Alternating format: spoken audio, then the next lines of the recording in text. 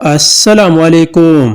بابر اعظم نے کہا کہ میں کین ولیمسن، روہت شرما اور وراٹ کوہلی کی تعریف کرتا ہوں۔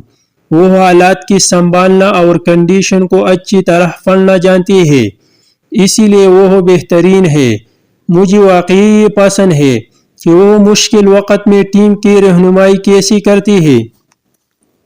عبدالرزاق نے کہا کہ جب میں کرکٹ کھیلتا تھا تو انڈیا ٹیم میں پاکستانی ٹیم کا خواب تھا۔ ہمارا ان پر اتنا غالبہ تھا کہ وہ ڈر کے مارے کھیلنے سے انکار کر دیتی تھی اور یک طرفہ میچوں میں انہیں شکست دیتی تھی۔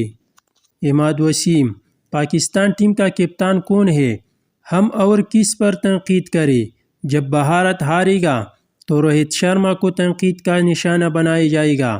جب پاکستان ہارے گا تو بابر کو تنقید کا نشانہ بنایا جائے گا۔ جب آسٹریلیا ہارے گا تو آسٹریلوی کپتان پر تنقید ہوگی۔